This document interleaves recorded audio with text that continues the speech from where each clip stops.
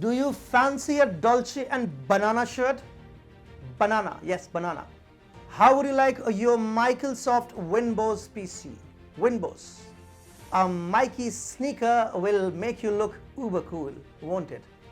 Well, what's better than a Johnny Worker red labial on the rocks after a tiring day at work? It's a bird, it's a plane, it's Superman. Wait, it's actually Special Man. What's better than a Puma cap? A pimp cap? Alright, enough. Some wise man once said, be the best version of yourself rather than a bad copy of someone else. Chinese twisted it to be a bad copy of someone else because that's the best version of yourself. And now the country is all set to plagiarize an entire web series, and that's Netflix's biggest hit, Squid Games, which is being turned into Squid Victory. Hi and welcome. This is TFI Global, the foreign affairs and geopolitical analysis arm of the TFI Media Group. And I'm your host Atul Mishra. In this video, I will tell you about China's lazy plagiarism of the iconic South Korean web series Squid Games. Let's begin. The world is in awe of Netflix's blockbuster South Korean survival drama Squid Game, which revolves around hundreds of people participating in deadly games for an enormous cash prize. The show has become a cult classic in China as well, where Netflix is officially banned and people are not allowed to view content bypassing the Great Firewall of China. But that is not the only reason why Squid Game has been making headlines in the communist country. Yuku, a Netflix-like streaming platform, recently came under fire in China after the users accused it of copying the theme of the Squid Game series for its upcoming game show called Squid Victory. The platform had announced its new show on Wednesday when it released a poster that closely resembled that of the Korean drama. Not only did the poster carry a similar name in a similar font, but it also had the same pink circle, square, and triangular symbols embossed on it, as suggested by the promotional material pushed by the company. The Squid Victory game show will similarly see the contestants participate in large-scale kids' games. So when the blatant plagiarism caught the attention of the curious Chinese users, it got vehemently criticized and lambasted on Weibo, China's Twitter-like microblogging website. On the one hand, we complain about Koreans stealing our culture, and on the other hand, we copy their work when they produce something popular, said one user. Another user said, why can't our producers come up with our own ideas? This is so embarrassing.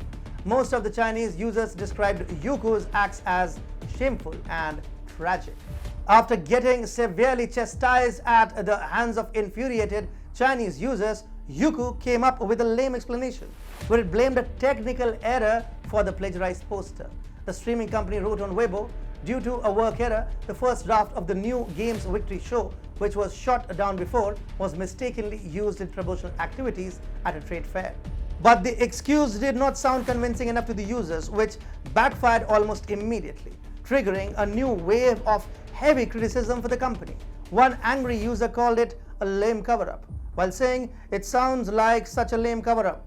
Obviously, they had tried to rip off Squid Game because of how popular it is. Amid massive pushback and immense backlash, the company announced the same day that it is renaming its upcoming survival drama to Game Victory. The company also did release a new poster that carried the new name with a poorly designed font and with pink circles and symbols completely missing. Plagiarism is something you cannot take out from Chinese DNA.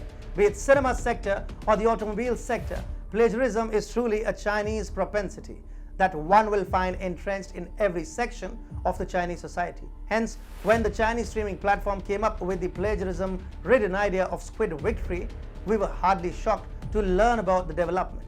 But one thing indeed caught our attention: the unprecedented backlash that had poured in from the audience. The backlash from the Chinese people may have stemmed from the ongoing cultural war between South Korea and China. Last year, China was accused of stealing the Korean culture by asserting itself over the kimchi industry. The irony was that the Chinese language did not even contain the characters to represent the pronunciation of kimchi. Similarly, China was reprimanded last year for saying that the Korean national dress handbook traces its origins in China.